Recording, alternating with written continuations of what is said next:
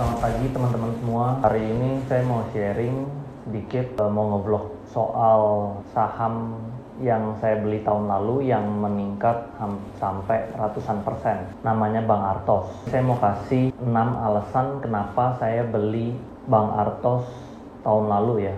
Saya beli Bang Artos itu tepatnya tanggal 12 November 2019. Dan sekarang ini saham itu udah naik ratusan persen. Nomor 1 ya, jadi Bank Gojek. Ini alasan pertama saya beli Bang Artos. Nomor 1, jadi Bank Gojek.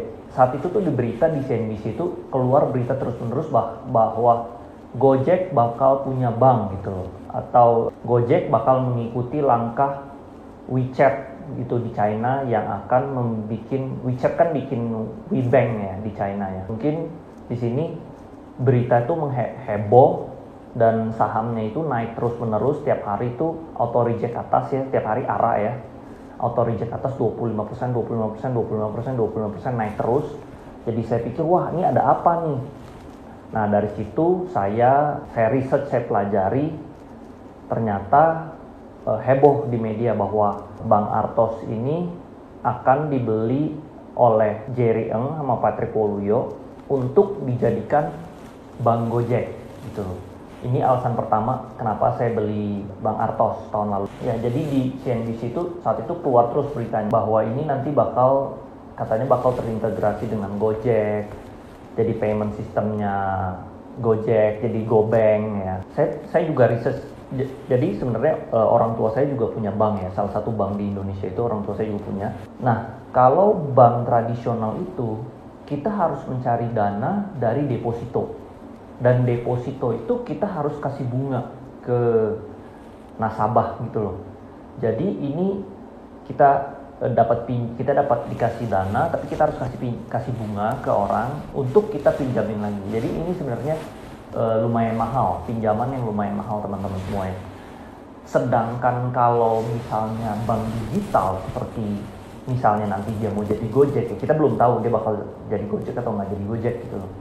Kalau misalnya dia jadi Gojek, tentu nanti dia bisa dapat dana segar yang bahkan free, teman-teman. Contohnya misalnya dia terintegrasi dengan sistem layanan GoFood atau GoSend-nya Gojek gitu ya, atau Gojek yang sendiri transportasinya ya. Ini nanti semua transaksi itu kalau misalnya kita belum ada yang tahu. Kalau misalnya dia sampai terintegrasi dan dia bisa semua pembayaran Gojek bisa masuk ke Bank Artos ini, dia jadi bank digital, dia akan dapat dana yang besar sekali.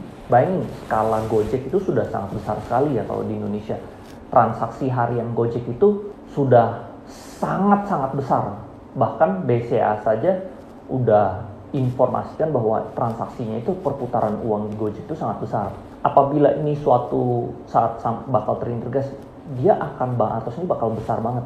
Jujur saya itu orangnya fundamental ya guys. Saya itu nggak peduli. Saya itu kalau invest saham, saya itu nggak terlalu percaya sama grafik tuh supportnya di mana, resistance-nya di mana. Saya nggak terlalu mengkhawatir. Saya orangnya fundamentalis. Saya sama seperti Warren Buffett. Saya baca buku-bukunya Warren Buffett. Saya itu sangat-sangat fundamental. Jadi saya hanya invest di perusahaan yang punya masa depan yang baik. Saya beli, saya simpen, saya tahan lama, saya pegang long term gitu guys.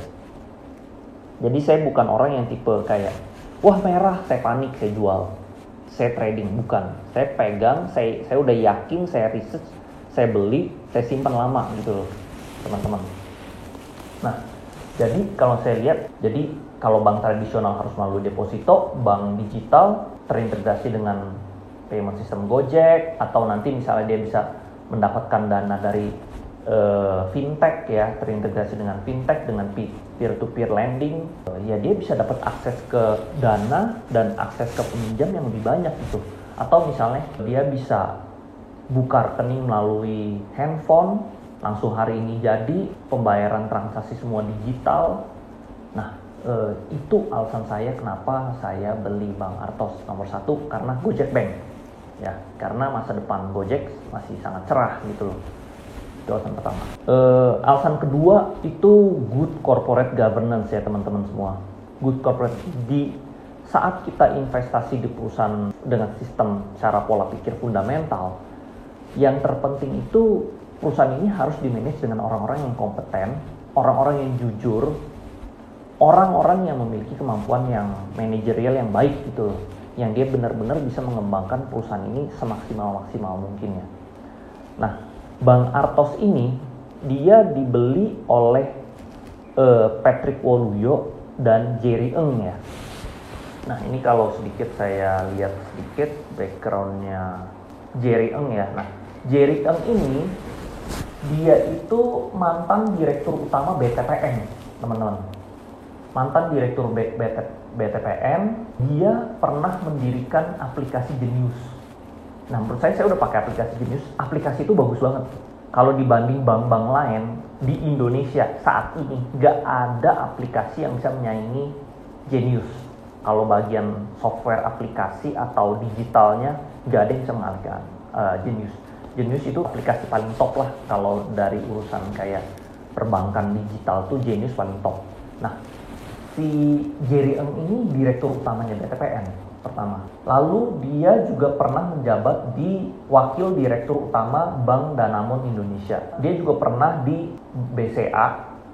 Terus dia pernah jadi deputi ketua Badan Penyihatan Perbankan Nasional (BPPN). Dia juga mantan presiden direktur Federal International Finance (FIF) dan senior advisor TPG Capital Asia Tenggara. Jadi menurut saya ini orang sangat kredibel, ini orang sangat mampu ya si Jerry Ng ini. Nah, di situ good corporate-nya lumayan bagus.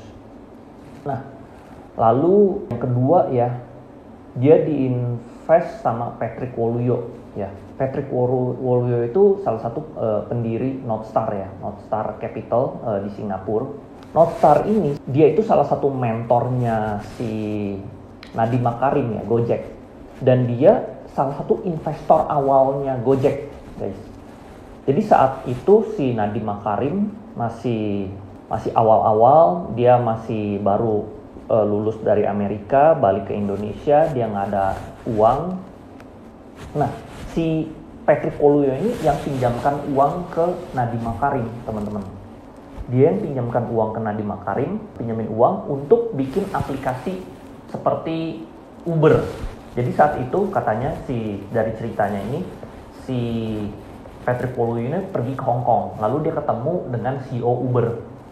Nah, dari situ dia dengar dari Uber itu bahwa ada konsep dia mau si Uber ini saat itu masih kecil, Uber saat itu masih kecil, dia mau bikin aplikasi Uber yang orang bisa panggil mobil, panggil kayak taksi dari aplikasi. Nah, begitu mendengar cerita ini, si Patrick balik ke Indonesia, dia kasih tahu si Nadiem. Nadiem saat itu udah bikin Gojek tapi masih by phone. Jadi orang order by phone, dia kirimin Gojeknya pakai telepon juga. Dia telepon si tukang ojeknya diantar ke alamat. Masih kayak manual, belum ada aplikasi. Nah, si Patrick ini informasikan ke Nadiem, "Dim, lu bikin nih kayak aplikasi kayak gini." Setelah dia ketemu dengan Uber, idenya kayak Uber, lu bikin aplikasi, orang bisa pesen ojeknya dari aplikasi. Tapi si Nadiem akhirnya, lu cari tahu nih cara bikin aplikasinya gimana. Nah, si Nadiem cari tahu, ternyata modal bikin aplikasi itu nggak murah, teman-teman. Modal aplikasinya butuh mahal, kalau nggak salah, saya lupa berapa ratus ribu dolar, mungkin 600 ribuan dolar, kalau saya nggak salah inget. Tapi saya nggak ada modal, dia bilang ke si Patrick ya. Nah, si Patrick saat itu pinjemin uang pribadinya ke Nadiem untuk bikin aplikasi Gojek yang pertama ini. Aplikasi inilah yang akhirnya heboh jadi besar sampai sekarang gitu loh. Itu awal mulanya. Nah, jadi menurut saya si Patrick ini juga punya relationship baik dengan Gojek. Dia investor awalnya Gojek. Dia juga perusahaannya ini, Northstar ini juga invest di Gojek sendiri ya. Invest di Gojek ini, dia sendiri tahu bikin aplikasinya di mana.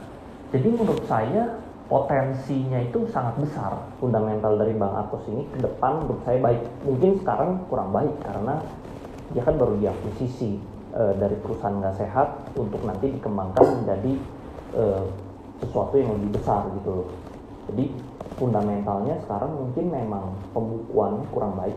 Tapi di masa depannya, menurut saya pembukuannya jadi baik gitu loh. Dan prospek kedepannya sangat bagus gitu, karena good governance-nya juga sangat oke, karena tadi kan dia posisinya sama si Jerry Ng sama Patrick Waluyo kan, dua-duanya itu sangat mengerti teknologi gitu loh. Jerry Ng-nya membangun Genius, si Patrick Waluyo-nya yang membangun Gojek, itu salah satu awal-awalnya gitu. Jadi mereka berdua ini sangat mengerti lah. Itu alasan kedua kenapa saya beli saham Bang Artos. Alasan ketiga, karena experience guys.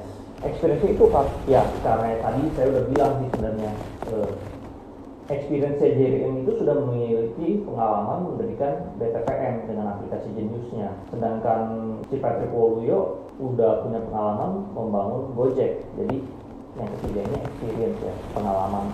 Mereka sudah sangat berpengalaman mendirikan aplikasi, satu Gojek, satu Genius gitu loh. Dan pengalaman dia di perbankan juga sangat tinggi ya. Oh iya, si Patrick Waluyo itu juga pernah kerja di Goldman Sachs Jepang ya. Saya cek nih, dia pernah kerja di Goldman Sachs. Jadi menurut saya mereka sangat berpengalaman, punya pengalaman di financial gitu loh. Mungkin bisa jadi salah satu perusahaan financial teknologi terbaik di Indonesia gitu loh. Itu nomor 3, experience.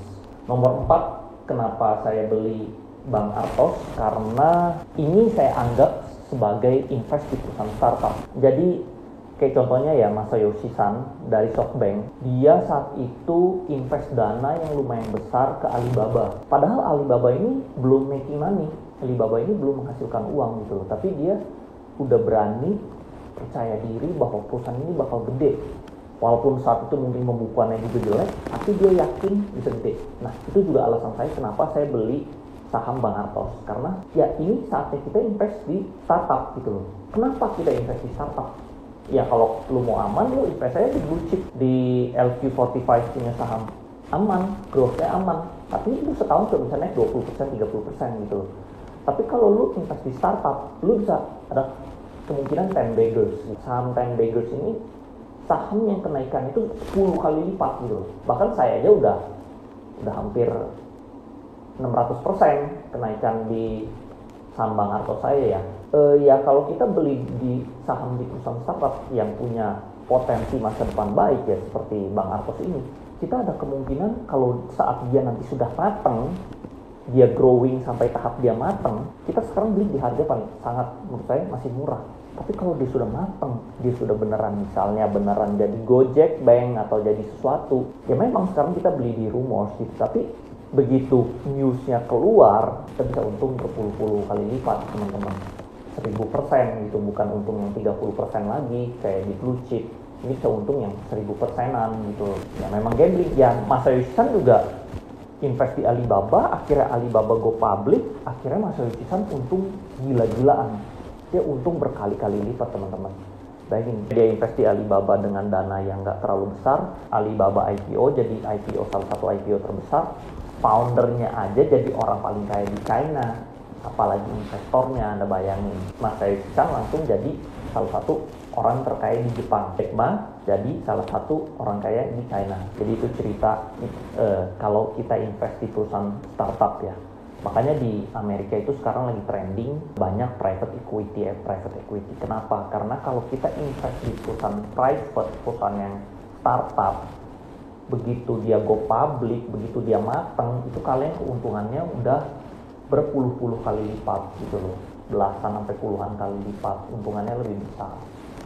Ya tentu memang ada resiko. Contohnya kayak si Masayoshi Son, si SoftBank ini invest ke WeWork, ternyata WeWork tidak sesuai ekspektasi, malah hancur, bisa juga. Tetap ada resikonya. Apapun di dunia ini ada resiko teman-teman. Kita mau bangun usaha ada resiko, bisnisnya bangkrut. Kita kerja sama orang juga ada resiko, suatu hari bisa dipecat. Semua di dunia ini ada resikonya. Dan sama invest di perusahaan startup juga ada resikonya. Kalau mau yang lebih minim resikonya ya di blue chip, tapi kenaikan tidak banyak. High risk, high gain gitu. Lu mau yang low risk, ya low gain. Jadi salah satu alasan nomor 4 saya ya invest di startup yang bisa menghasilkan berpuluh-puluh, ya tidak kan berkali-kali lipat lah, berkali-kali lipat gitu. Alasan nomor 5 teman-teman ya, ini tren masa depan. seperti yang saya udah bilang, orang tua saya itu juga, dia juga ikutin tren usaha-usaha masih zaman dulu. Jadi begini teman-teman, kalau tren zaman dulu itu orang bisnis batu bara ya, batu bara, semua orang berbondong-bondong, yang orang yang kelas menengah atas nih, pengusaha-pengusaha kakap, semua tren berbondong-bondong mau bisnis batu bara. Termasuk orang tua saya juga mau bisnis batu bara. Semua orang batu bara semua. Di Indonesia ya terutama ya. Lalu tren ke kelapa sawit, semua orang berbondong kelapa sawit. Semua orang bikin berbondong-bondong. Atau misalnya 20, 30 tahun lalu, itu orang-orang semua berbondong bikin bank. Semua bikin bank. Di Indonesia sampai banyak sekali bank. Makanya pas 98, kolaps itu banyak bank bangkrut gitu loh. Jadi tren di dunia itu selalu berubah-berubah teman-teman. Di masa depan trennya itu apa? Trennya itu tech menurut saya. Teknologi. Apa aja yang berbasis teknologi itu trennya ke sana gitu. Dulu pas 10 tahun lalu pas saya balik dari Amerika, saya bilang ke orang tua saya bahwa future Indonesia itu ke tech. Papa saya ketawa, orang tua saya ketawa. Mana mungkin Indonesia itu semua tentang natural resource gitu, tentang batu bara, tentang kelapa sawit. Ternyata orang tua saya salah. Ternyata benar, Indonesia ke tech juga gitu. Papa saya bilang, tech itu permainan orang-orang di negara-negara sana, di negara-negara Amerika gitu. Ternyata enggak, Indonesia juga sekarang menuju ke tech gitu. Contohnya Tokopedia, Traveloka gitu. Sekarang banyak bisnis-bisnis cloud diinvest sama venture capital itu semua menuju perusahaan-perusahaan yang ada potensi ke tech gitu.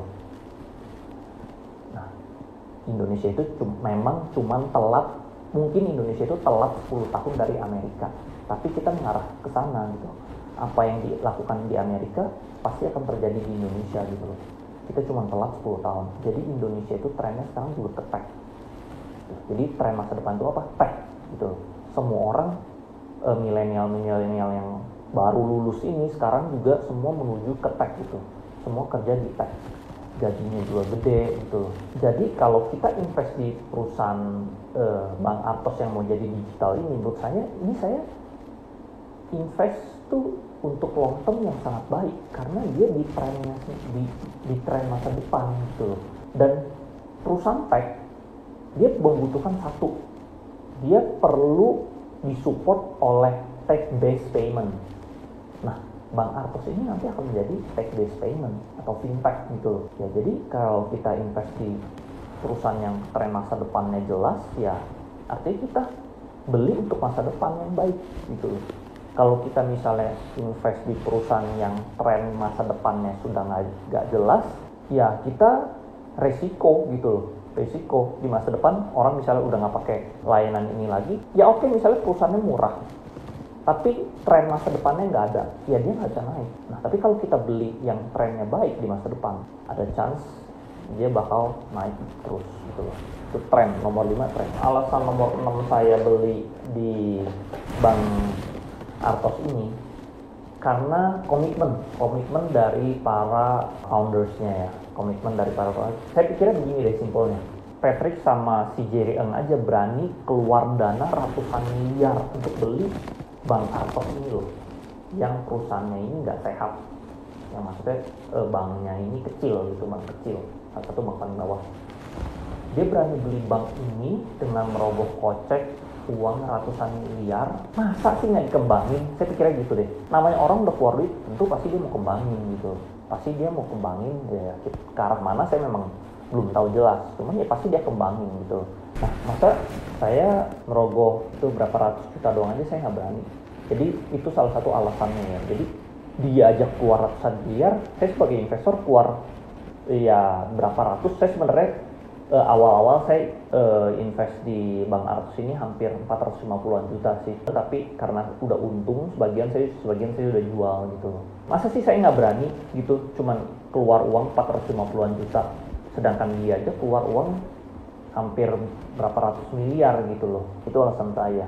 Dan saya lihat komitmen dia oke ya. Karena untuk jadi fintech, untuk jadi kayak tech based bank gitu, financial banking, itu bank tuh harus bisa di bank buku 2. Bank buku 1 itu tidak bisa menerima pembayaran online, tidak bisa menerima digital payment gitu, online itu tidak bisa. Mobile banking itu nggak bisa kalau bank buku satu.